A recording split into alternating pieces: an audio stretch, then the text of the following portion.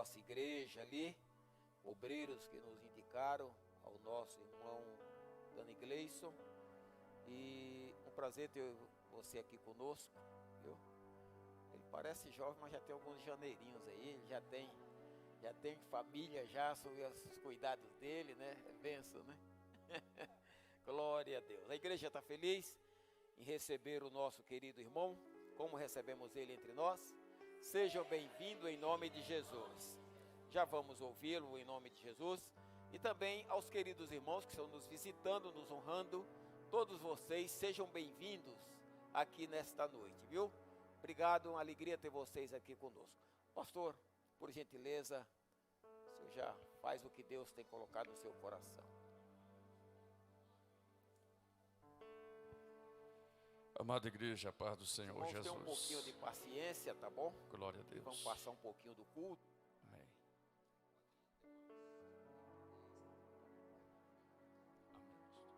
Glória a Deus.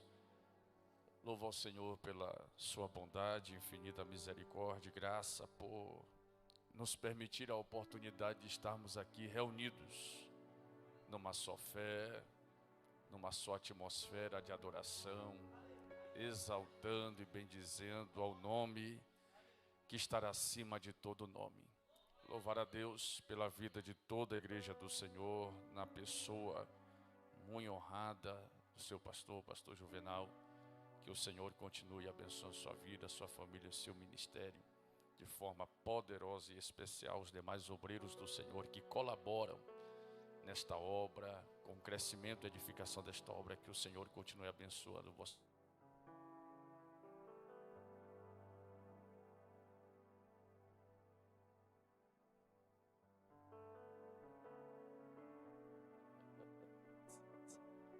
Vossas vidas, famílias e ministérios. Toda a igreja em geral, Deus vos abençoe grandissimamente. Louvar a Deus pela vida do pastor Wagner, que foi o canal de Deus entre eu e o pastor Juvenal para nós estarmos aqui. Que Deus continue abençoando a vida, a família e o ministério do pastor Wagner. Igreja do Senhor, quem trouxe o exemplar da Bíblia Sagrada, abra conosco no livro do profeta Isaías. Livro do profeta Isaías, o capítulo de número 6. Livro do profeta Isaías, capítulo de número 6. Eu não sei se no nosso meio tem algum maranhense. Tem uma, sempre tem. Graças a Deus. Aleluia. Já vi aqui que a irmã, em palavra de agradecimento, tem piauiense aqui, maranhense aqui, né? Deus abençoe poderosamente. Glória a Deus. Eu me admiro que o pastor acertou logo meu nome assim de primeira, né? Alguns chamam Dani Gleison, outros enrolam a língua, quase sai uma língua estranha. Mas é isso mesmo, né? Até hoje eu pergunto para minha mãe por que ela me deu esse nome. Ela disse que não sabe. O meu tio acha que porque na época, começando ali a década de 80, chegou alguns seriados, filmes americanos. Ela bem olhou em alguns filmes e disse, esse nome é bonito. E quando eu nasci, ela disse, pronto, Dani Gleison vai ser o teu nome. Mas eu tenho cara de Dani Gleison mesmo, graças a Deus. Quem encontrou a referência bíblica, confirme dizendo amém. Assim está escrito na palavra do nosso Deus a partir do verso 1. No ano em que morreu o rei Uzias, eu vi ao Senhor assentado sobre um alto e sublime trono, e o seu séquito enchia o templo. Os serafins estavam acima dele, cada um tinha 6 asas.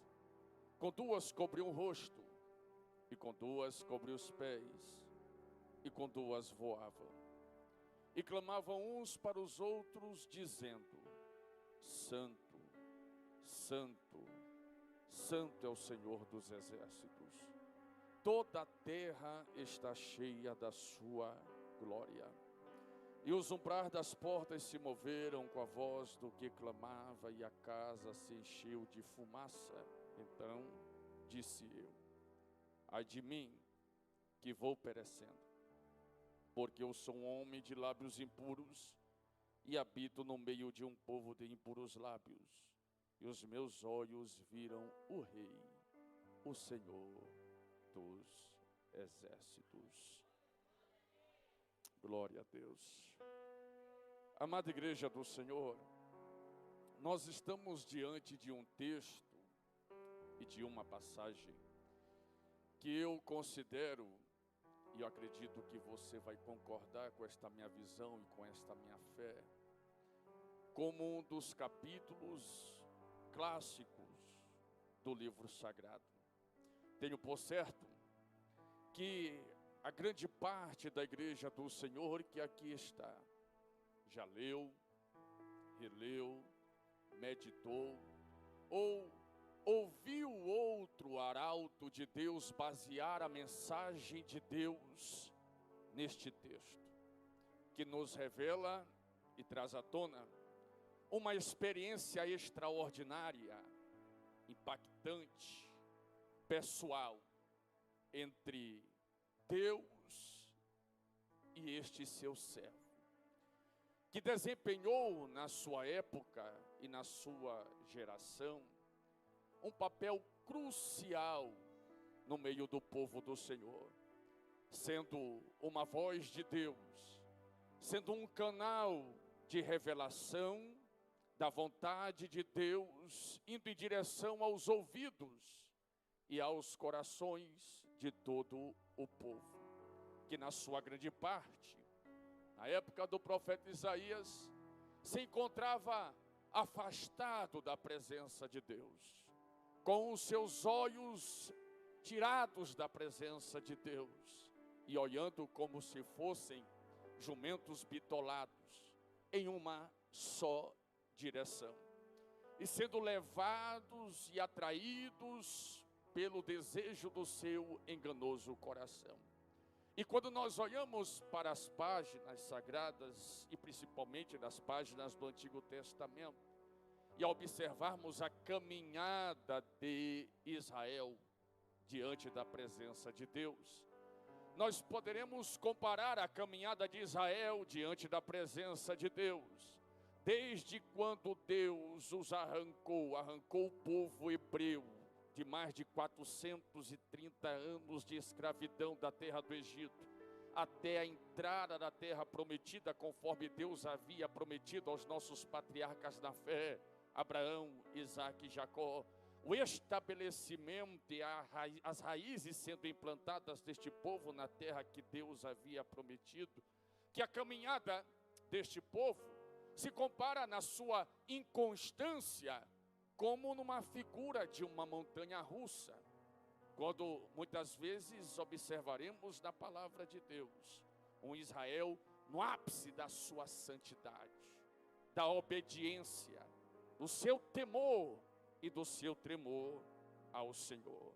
Mas quando nós olhamos para outro momento que a própria palavra nos apresenta, nós iremos encontrar o povo de Israel em sua grande parte totalmente fora das qualidades das quais aqui eu já notifiquei. Um povo distante, um povo como o próprio Deus dá testemunho em certo tempo da sua vida, um povo de coração duro, obstinado, um povo que teimava em ir de encontro à vontade de Deus para a sua existência. Israel, por muitas vezes e por muito tempo, viveu nessa inconstância, nesta montanha russa espiritual. E Deus sempre contou com alguns para trazer a sua verdade à tona.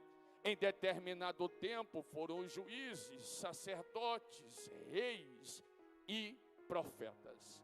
E dentro desta série, dentro deste seleto grupo de profetas, está este servo do Senhor, o profeta Isaías, que quando se levanta para ser um canal de Deus, quando se levanta para ser um instrumento nas mãos de Deus, para que Deus viesse trazer o povo novamente ao eixo principal da sua vida, que é o centro da vontade de Deus para a sua existência. A palavra que Deus usa Isaías para verbalizar aos corações rebeldes, aos ouvidos rebeldes, é uma palavra dura de se ouvir, quando lá no capítulo 1, pelos versos 3, Deus usa o profeta Isaías para dizer: o boi conhece o seu dono, o jumento, a manjedoura do seu dono, mas Israel, o meu povo, não entende. Ora, o que é que Deus está tentando passar? Qual é a mensagem que Deus está tentando alcançar o coração do povo e os ouvidos do povo, para chamar a atenção deste mesmo povo? É Deus dizendo que até animais irracionais que não contêm nenhum tipo de entendimento, primeiro, sabe muito bem a quem obedecer, e segundo, sabe o seu habitat natural, sabe como se colocar. E ele completa: mas Israel, o meu povo, não entende. Um povo que por geração após geração viu a potente mão de Deus trabalhar em seu favor, não sabe e não quer obedecer a quem deve prestar obediência. E segundo, não sabe se posicionar no centro da vontade de Deus, para que possa, de Deus, alcançar as ricas bênçãos reservadas para o seu povo. Tem muita gente que ainda está se enquadrando neste defeito de Israel nos nossos dias atuais. Não sabe como se colocar na presença de Deus. E digo e repito, e tenho certeza que você já ouviu isto por várias vezes, que o melhor lugar aonde um crente em Jesus possa estar e vivenciar é no centro da vontade de Deus. É lá no centro da vontade de Deus que as bênçãos nos alcançam. É lá no centro da vontade de Deus que a graça sobre nós se manifesta de forma superabundante. É lá no centro da vontade de Deus que o milagre que a minha alma anseia, que a tua alma anseia e anela, é lá que Deus vai entregar este milagre que tanto nós buscamos e desejamos diante da sua presença. O centro da vontade de Deus é o melhor lugar aonde um crente em Jesus possa estar. Isaías continua a profetizar a palavra de Deus, a verbalizar a palavra de Deus, quando nós chegamos no capítulo 6, e aqui no capítulo 6 ele é surpreendido por esta manifestação extraordinária de Deus. Alguns dizem que Isaías, quando foi no templo, mas eu tomo para mim o conselho do apóstolo Paulo, a não ir além daquilo que está escrito. Alguns pregam e verbalizam que quando Isaías, porque esta visão foi no pátio do templo da casa de Deus. Quando Isaías foi lá, alguns conseguem conjecturar que Isaías foi entregar a credencial do seu ministério por não mais suportar a dureza do coração dos seus irmãos pela palavra de Deus que estava saindo da sua boca. Eu não sei o que o profeta Isaías foi fazer lá, mas o que a Bíblia nos mostra é que Deus o surpreendeu com uma manifestação extraordinária. E Isaías viu a olho nu tudo aquilo que um crente salvo deseja, anela e tem a expectativa de testemunhar um dia. Ele viu a plenitude da santidade, da glória de Deus. Deus assentado no seu trono acessível de glória, no controle de todo o universo. E ele vai passar para nós os detalhes desta revelação e desta visão e desta experiência que ele está tendo com o Senhor, quando ele começa a relatar no verso 1, que nós lemos dizendo: no ano em que morreu o rei Uzias, isto aproximadamente 740 anos antes da encarnação do Verbo, antes da manifestação do Cristo vivo em carne, ele diz: eu vi ao Senhor. Não é ninguém que está me contando. Eu não ouvi da boca de terceiros. Sou eu que estou vivenciando. Eu estou relatando no particular aquilo que no particular eu recebi e estou vivenciando. esta certeza, esta convicção que Isaías traz nesta escritura, é um combustível, e digo como uma gasolina aditivada para nos incentivar a termos com Deus as nossas próprias experiências.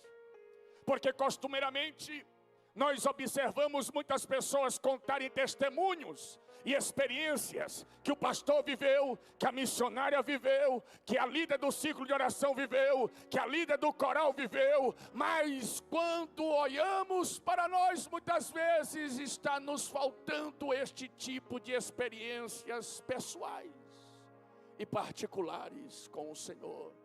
Tem muita gente que é muito boa para contar as experiências dos outros, mas não está percebendo que ao ouvir estas experiências é um sinal de alerta que Deus está ligando na mente dele, na fé dele e na fé dela, dizendo: eu estou permitindo que você ouça estas experiências para que seja um incentivo, para que você chegue na minha presença e pare de dizer outros vivenciaram, e bata no peito para incentivar a fé de outrem e diga: eu vivenciei tais experiências, eu vi. E quem Isaías viu lá?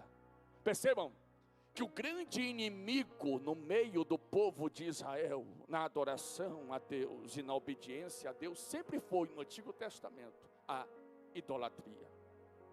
A idolatria era como um vírus que tentou por muitas vezes, e até por muitas vezes ameaçou a adoração a Deus dentro do território de Israel, como na época do rei Acabe e da rainha Jezabel, quando levantaram um estandarte de adoração ao Deus falso pagão Baal, e que todos aqueles que pronunciavam em nome de Deus foram ameaçados e muitos mortos. E por isso que tem gente que prega dizendo que Elias foi um covarde. Elias nunca foi um covarde. Elias foi aquele que pôs a cara a bater para dizer: vive o Senhor Deus de Israel. Quando Isaías ergue os olhos, ele percebe, entende e compreende quem estará sentado lá. Ele olha e diz: quem estará sentado lá não é Baal. Quem estará sentado lá não é Marduk.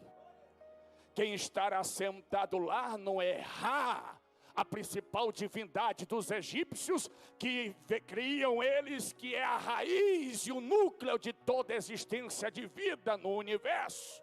Quem estará sentado lá não é Bel, a principal divindade dos cananeus. Ele é assertivo, com convicção em verbalizar e dizer: aquele que estará sentado lá, Ele é Deus e Senhor, nos céus, na terra e debaixo da terra. Aquele que ele viu assentado lá, ninguém consegue explicar o seu começo, porém jamais terá fim. Aquele que está assentado lá, ele não é preso a tempo, matéria e energia.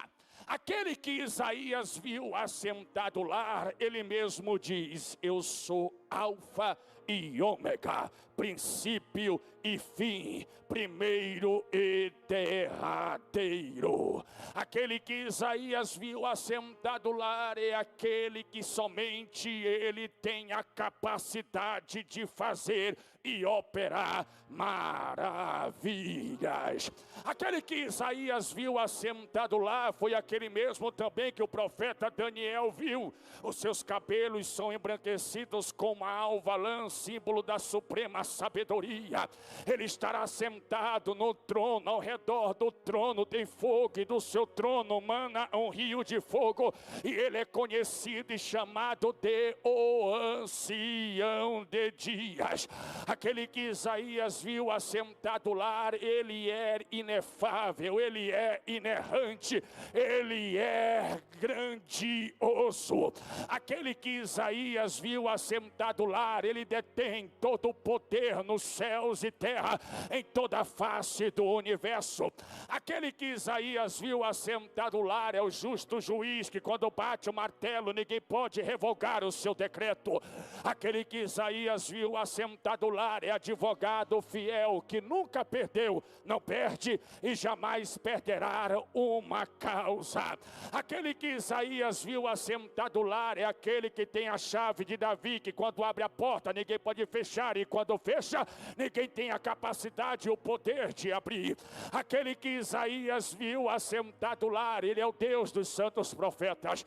Aquele que Isaías viu assentado lá foi ele mesmo que abriu, rachou o mar vermelho em duas bandas, fez mais de 2 milhões de hebreus passarem a pé enxuto, e Miriam com as mulheres pegarem os seus tamboris e louvarem o seu nome do outro lado, dizendo: o Senhor é varão de guerra. Ele lançou no mar Faraó seus carros e os seus cavaleiros.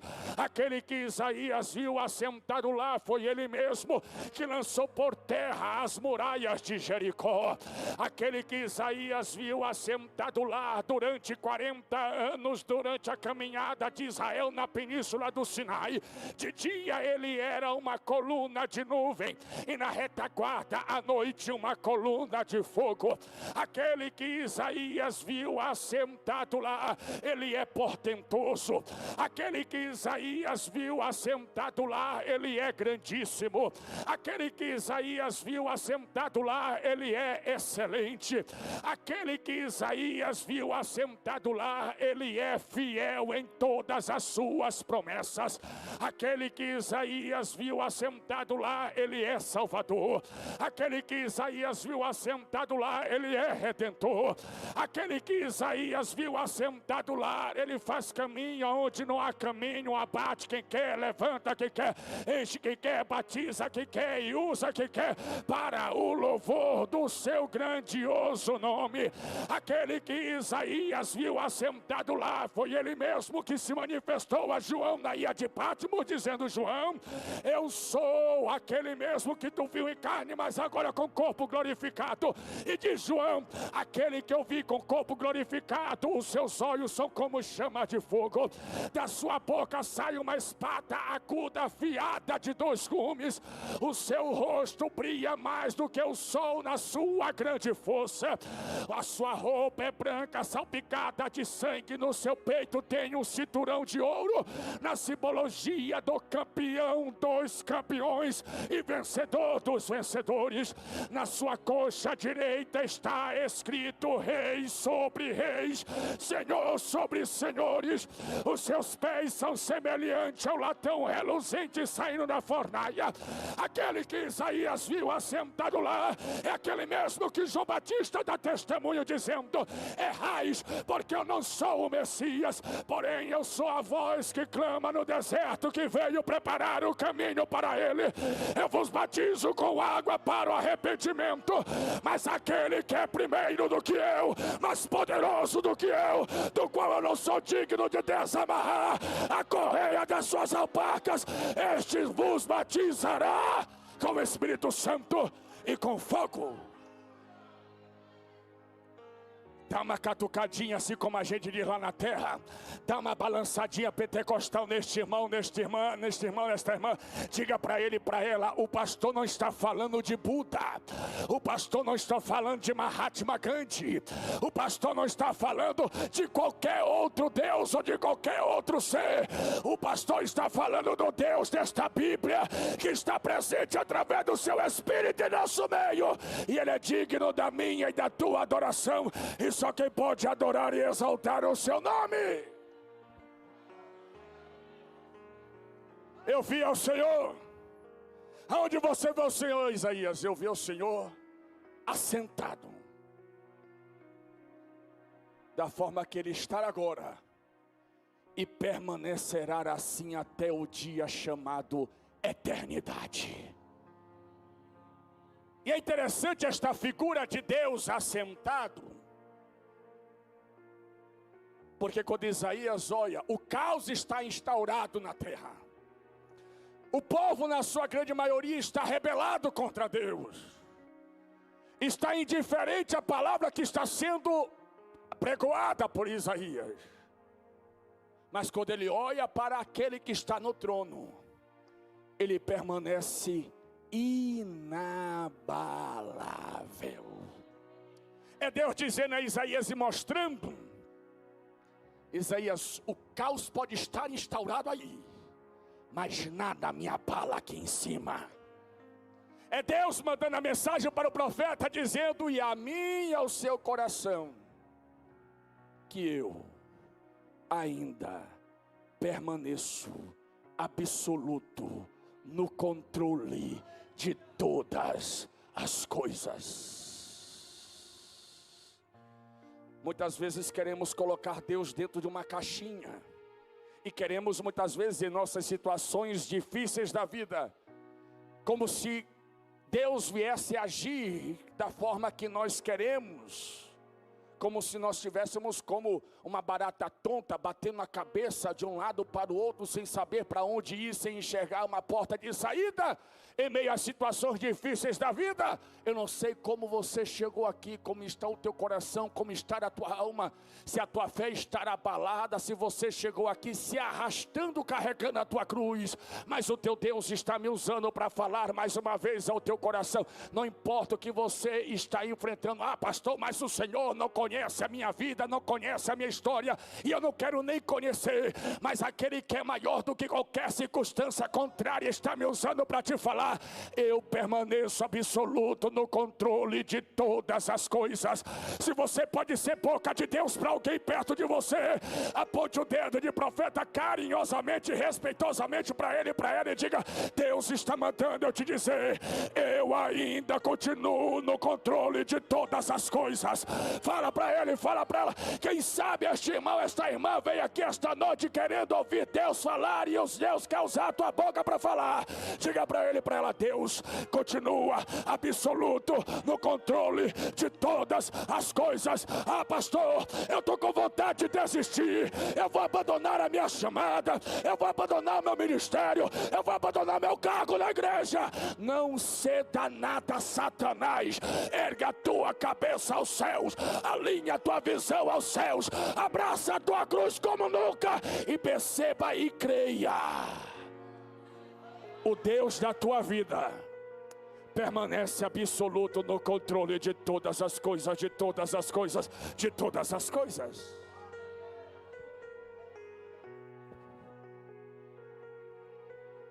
O seu séquito, diz Isaías. Sabe o que é o séquito? A abinha das vestes de papai, a aba das vestes de Deus. O séquito enchia todo o templo. E aqui o amigo de todas as horas me ensina uma lição: que aonde há plenitude da presença de Deus, não existe espaço para mais nada. Somente a aba das vestes enchia o templo. Deus diz a Moisés: Moisés, erga um tabernáculo, porque a glória do Sinai vai descer no meio do povo, e eu quero que o meu povo me conheça. Eu quero permitir que meu povo tenha conhecimento de mim e saiba quem nos arrancou da terra do Egito. Moisés ergue o tabernáculo conforme Deus mostrou no cume do monte. E Deus não vai aprovar a obra com palavras. Deus vai aprovar a obra com uma fagulha da sua glória, chamada Shekinah. E a Bíblia diz assim: a glória do Senhor em forma de fumaça encheu todo o tabernáculo. Anos se passaram, Israel virou nação, reino instaurado. O rei mais sábio da história, o homem mais sábio da humanidade, que nunca existiu e jamais existirá alguém mais sábio do que ele. Ele olha para o templo, o rei Salomão, em frente à entrada do templo, em sacrifícios, e agora ora para consagrar o templo a Deus. E mais uma vez Deus não vai aprovar o templo com palavras. Lá vem aquela nuvem lá do tabernáculo, visitando o templo. E a palavra diz: e a glória do Senhor encheu todo o templo, ao tempo que ninguém conseguia adentrar ao interior do templo por causa do peso da glória de Deus. Dispensação da graça. Atos dos Apóstolos. Cumprindo-se o dia de Pentecostes, veio do céu um som semelhante a um vento veemente e impetuoso. Olha a ordem da palavra: encheu toda a casa, e todos que dentro da casa estavam foram cheios do Espírito Santo e começaram a falar em outras línguas conforme o Espírito Santo concedia que eles falassem. O que é que a Bíblia e o Deus da Bíblia nos mostra? A sua intenção. Deus não estar aqui presente e se manifestando para encher a metade da igreja. Deus não estar aqui presente e se manifestando para encher alguma parte ou uma parcela do templo. Deus estar aqui para encher a casa e todos que estão presentes dentro da casa. Deixa eu lhe dizer uma verdade: em todo o templo, ou em toda a igreja do globo terra que se adore a Jesus verdadeiramente, há dois tipos de pessoas. Primeiro, aquelas que vêm para a igreja, principalmente em culto dominical, que já virou uma rotina. Vestir a meia roupa, e vestir a meia roupa não é pecado, irmão. Se embeleze, meu querido, arrume o cabelo. Eu já não posso passar mais muito já no cabelo, que já estão tudo indo embora. Se arrume, minha irmã, porque você vai se arrumar para vir para a casa do seu pai. Mas tem gente que limita culto a isto. E deixa eu lhe dizer, culto não é nesta atmosfera. Culto não se limita àquilo que os meus olhos podem ver e o que o meu tato pode tocar. Culto é numa atmosfera superior. Tem gente que só vem para a igreja, tem hora para entrar e hora para sair. O pastor não pode passar um minuto além do tempo estabelecido, que já começa, como a gente diz lá na terra, a dar um formigão na cadeira e no banco. Dá vontade logo de olhar celular, levantar, ir no banheiro, beber água. Uma inquietude na cadeira e no banco da igreja, quando se passa um certo tempo, pequeno tempo, fora do prazo estabelecido daquilo que ele e ela já estão acostumados. Vem para a igreja, entra do mesmo jeito, sai do mesmo jeito, não dá glória a Deus, não diz aleluia. Até uma múmia que está dentro de um sarcófago há mais de 1500 anos consegue se movimentar mais do que ele e do que ela. Culto não é isto. Tem gente que está dentro da igreja, mas não participa do culto.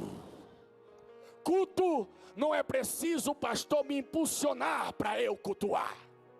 Culto não é preciso o pastor e a igreja, ou os obreiros e as obreiras que aqui estão aqui na direção de Deus apenas para ligar a lâmpada e apontar o caminho. Mas quem vai percorrer o caminho é quem tem dentro de si a centelha, o sentimento daquela pessoa que Deus está à procura. Tem aqui, irmãos? Tem aqui? Deixa eu ver se tem, deixa eu ver se tem, deixa eu ver se tem, deixa eu ver se tem. 99% das pessoas do mundo procuram Deus, mas procuram Deus por atalhos e não pelo verdadeiro caminho. Mas Deus diz: eu estou procurando só um tipo de pessoa. E eu acredito que aqui tenha, eu acredito que aqui tenha, eu acredito que aqui tem. Olá Jesus, olá Jesus. Deixa eu ver se lá atrás tem, deixa eu ver se na galeria aí tem, deixa eu ver. O tipo de pessoa que Deus está procurando. Verdadeiros adoradores.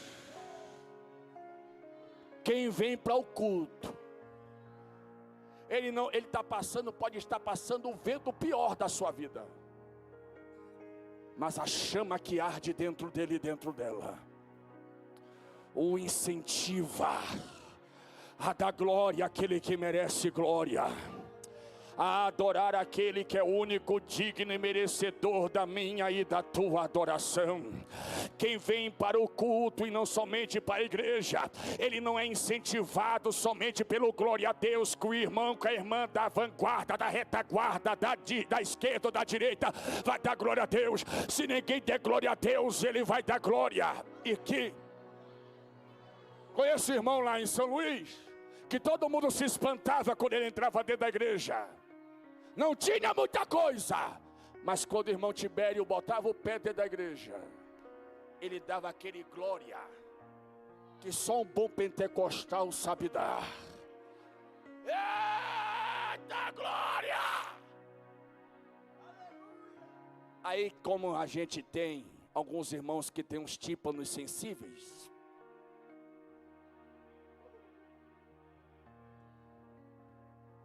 só que pastor Juvenal, tinha um miolo de crentes assim, como a gente diz no ditado popular, que cuspiam fogo e arrotavam labareda.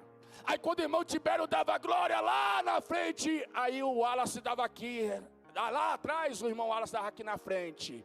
Deixa pegar Jesus!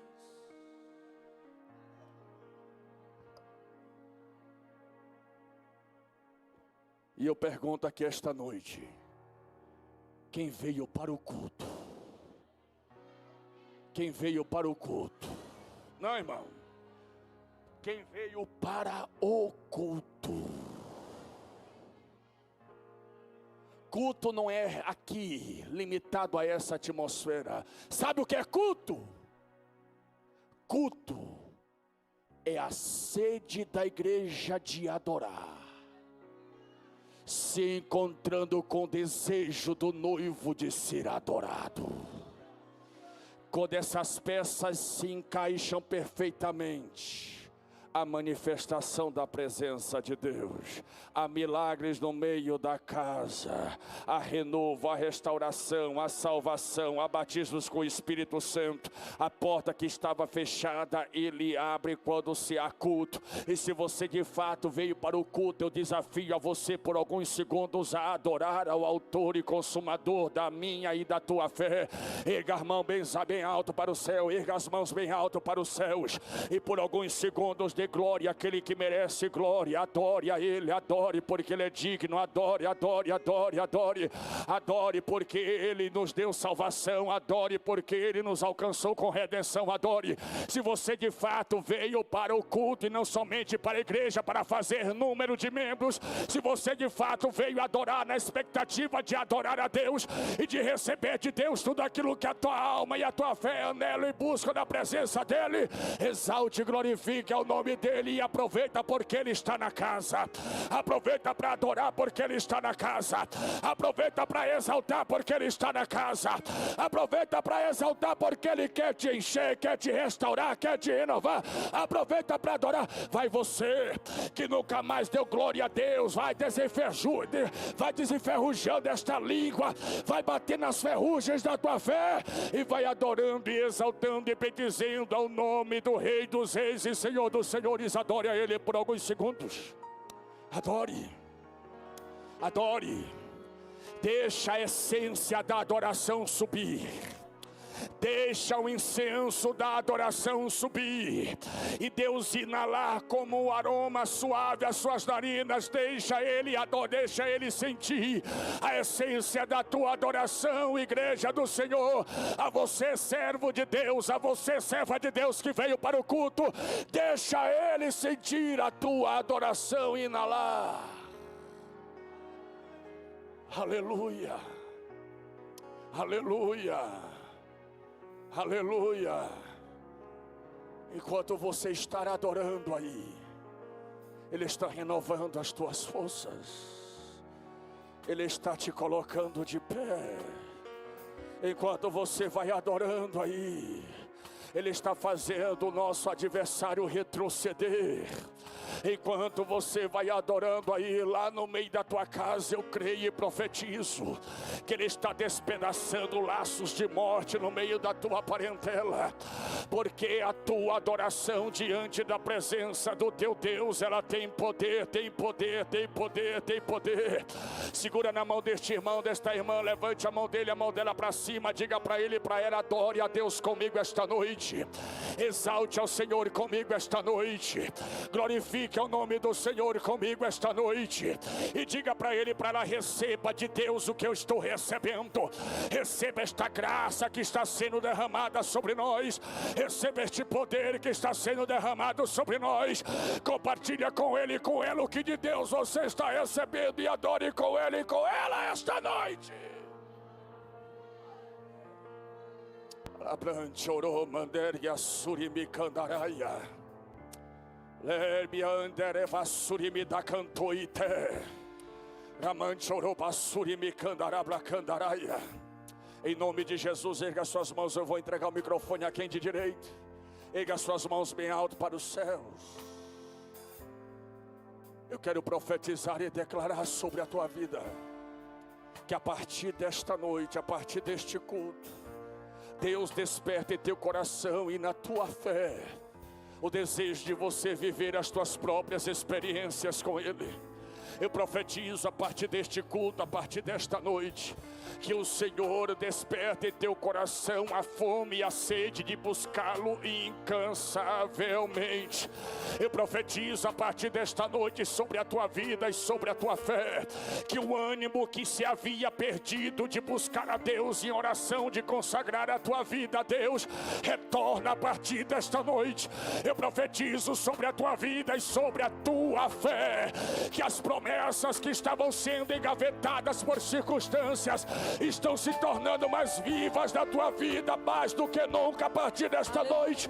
Eu profetizo sobre a tua fé, homem, mulher, jovens que aqui estão, que a chama do Espírito de Deus voltará a arder como nunca antes ardeu em teu coração. Se você de fato abraça esta palavra, exalte, glorifique e bendiga ao nome do Rei dos Reis e Senhor dos Senhores.